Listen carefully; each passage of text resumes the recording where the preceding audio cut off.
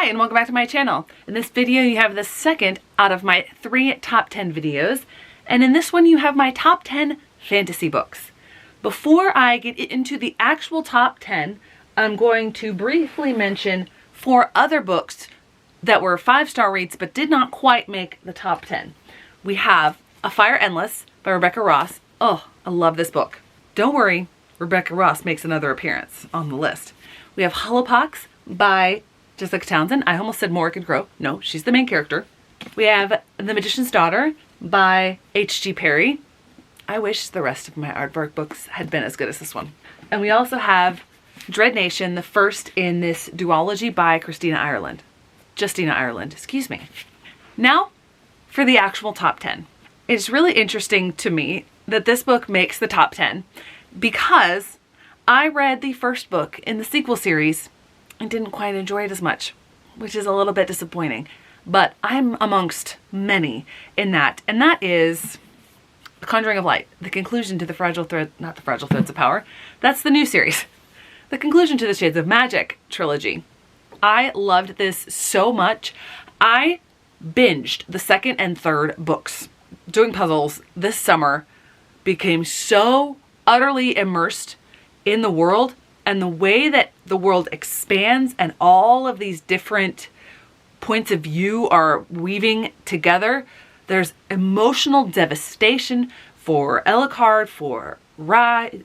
Is it Rye? Why am I forgetting that? Yes, Rye. To me, this is the best out of the 4 in that series. And yes, Fragile Threads of Power, not a separate series. That was a solid 9, which is the bottom of 5-star reads. Another solid 9, and I did make some judgment calls with the several that scored the same on Cawpile as to whether I enjoyed it more or not. So number 9 out of the 10 is Shield Maiden by Sharon Emmerichs. I loved this book so much. There's something in literature where if you are making allusions to other things that I have read, if you are building context for me to things that I have made connections with in the past in my life, I'm going to love it. And I think that is what really gripped me about this book. And it's that it was so tied in with Beowulf and that story. And I remember one of the English classes that I took in college was British literature, and we had to read Beowulf, and I loved it. I don't know why, because it's not exactly easy English to read. It's Old English, so it's translated even though it's the same language. But this, yes, did I find the love story improbable? Did I find the ending improbable? Obviously. Would the end result for Freya be that same end result in reality? No. Did Beowulf actually exist, or is he a mythological figure and this is fantasy? Yes, this is fantasy, so I'm going to accept it. Also, I have a feeling that a lot of that Norse mythology, especially when you bring it in, all of that buildup also ties in with Rohan from Lord of the Rings. And I saw a lot of Éowyn in Freya, the main character here. And Éowyn's one of my favorite characters in Lord of the Rings. So it's no wonder that I loved this book. Next, we have another solid 9 that I liked just a little bit more, but I read it earlier in the year, and that is City of Brass by Shannon Chakraborty.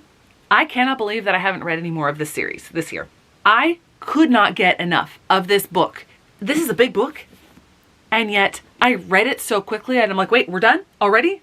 This book is set in, I think, 17th century Egypt, where the main character, and of course it's so early in the year, I don't remember her name, Nari.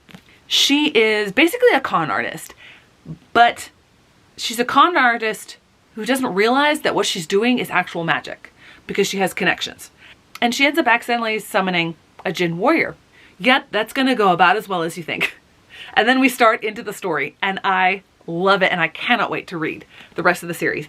This is one of the series that I put on my 10 series to start in 2023, and obviously a winner. Speaking of my 10 series to start in 2023, book number 7 is also one of those, and that is The Mask of Mirrors by M.A. Carrick.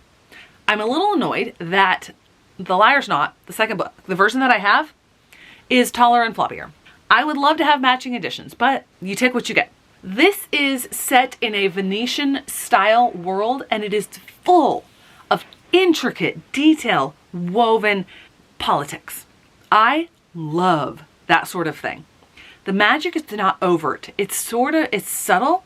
The way that the story is told, you know that there has to be more going on beneath the surface, and you keep reaching out to try to get to it. You don't quite get there. And it just takes off towards the end of it, and I cannot wait to keep reading in this series. For the third book in a row of a series to start in 2023, we have my 6th book out of my top 10, and that is Frostheart by Jamie Littler. Gavin from Gavin Reads It All absolutely adores this series, and that was the reason that I put it on my list, because I do enjoy well-written middle grade. This is well-written middle grade. It is my favorite out of the 3. The other 2 were rated 4.5 stars for me, but the way that you have this, okay, let me back up a little bit. So in this story, you have Ash, who basically was abandoned by his parents.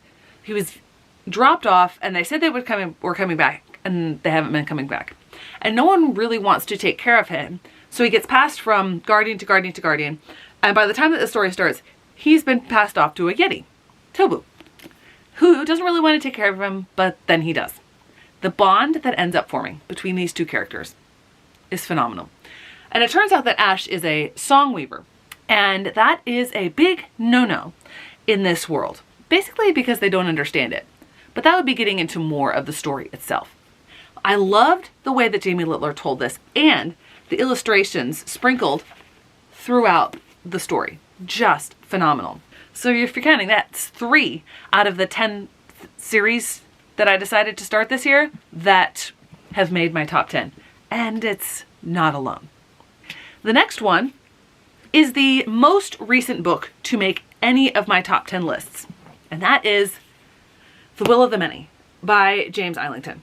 This book, I knew I was going to love it.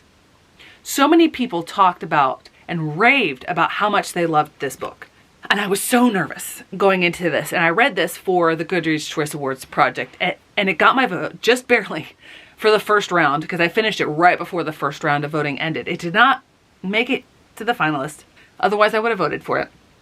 But this book, I love the world that Islington built here. Roman inspired, a lot of Latin-based type words. You've got a character who's basically former royalty of a taken over area by the hierarchy, basically the Roman Empire, in this fantasy world. And he has basically gone undercover to survive. He doesn't admit that he's part of that royalty because the entire house was wiped out and taken care of, and he would be killed immediately if he admits this. Yet he finds himself adopted, yes, at 17, by this guy who wants him to infiltrate a magical school. But it's a school where they don't use the magic. And that magic is the will. And it's like, basically like a person's soul, almost. If you're thinking of the will, when we use it, the way that we use it in a person's desire to do something, if you're using it that way, that's what this magic is. And you can choose or be forced to cede this will to somebody else, and it builds and builds. So the people at the top of the hierarchy have so much power because of all of the will that's being ceded up to them, but it literally drains the person. And it's horrific. And Viz, the main character, wants nothing to do with it. But in this school, they're training people who are eventually going to be high up in the hierarchy, but they want them to do well enough without using will so that they'll be great anyway. I forget the background of it. And then you have the ending. I was listening to it on audiobook, and it finishes and I go, wait, what just happened? What just happened? So I had to pick up the book and flip to the end and read it again. And I closed it and went, what just happened? I want the sequel right now, please. Right now. Next, we have a book that is number 4. It got my vote for young adult on the Goodreads. It won young adult Goodreads, but I am not going to talk about it or mention it or show it. Because this is one of the books that I know is published by Wednesday Books, which is an imprint of St. Martin's Press, who has still to do anything about the actions of that employee. Very anti-Semitic. And it really gets me that I can't say anything about this because it's by one of my favorite authors. I think I'm okay in talking about Fire Endless, which is by this same author, because I don't think it's on the same imprint because this is YA.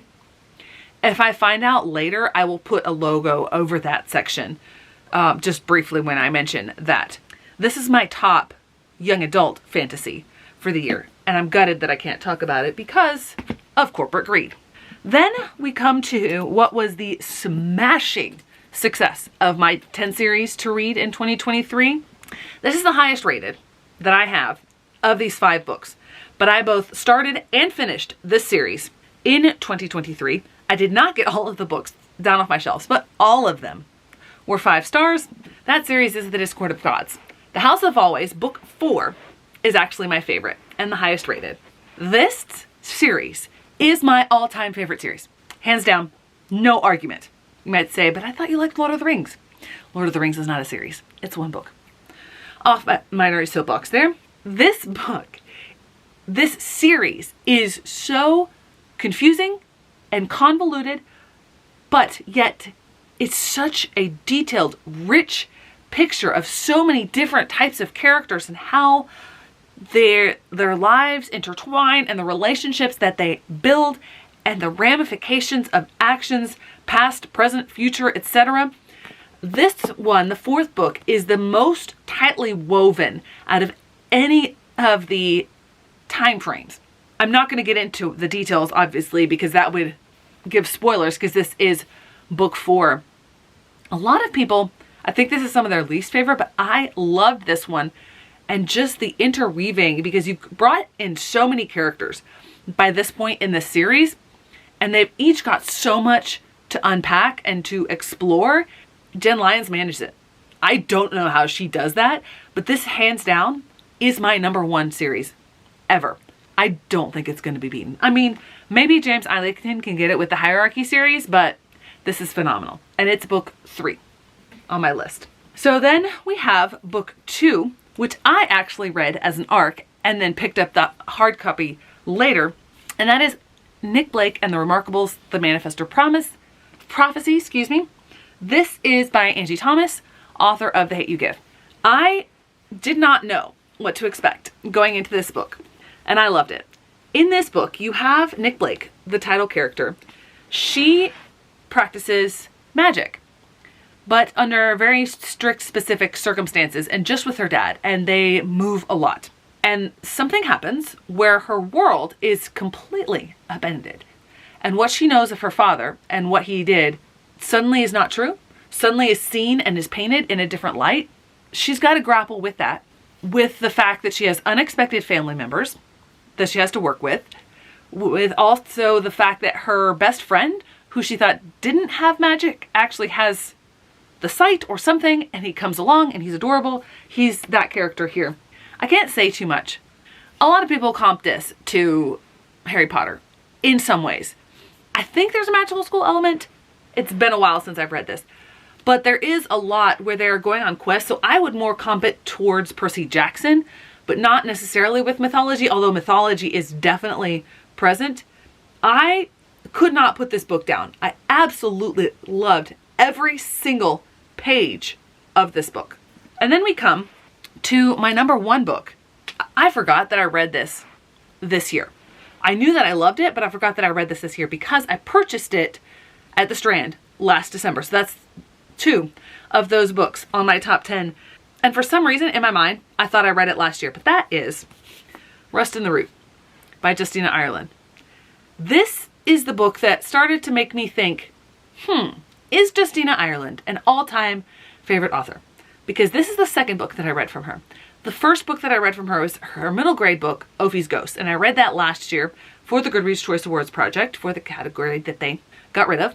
This is not necessarily a book that I would have thought that I'd liked, but it also opened my mind to the fact that, I think I like alternative history when it's done well. And that's what this is. This is set in the 1930s. There's this blight that's going on.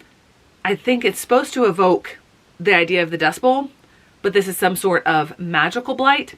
There were different levels of magic, and the black people of that time are used to go in and get rid of those things, but they're the lowest paid, they're looked down upon. There's just so much social commentary that Justina Ireland makes with this book. It's just phenomenal, and I wish I had read it more closely to when I'm trying to describe it, because I read it at the beginning of the year, but this might just be my favorite out of all the books that I've read from her, and that includes Dread Nation, which baffled me because I don't like zombies, and there are zombies in that book, and I loved it. So, Justina Ireland, you get the award for being my favorite new author of 2023.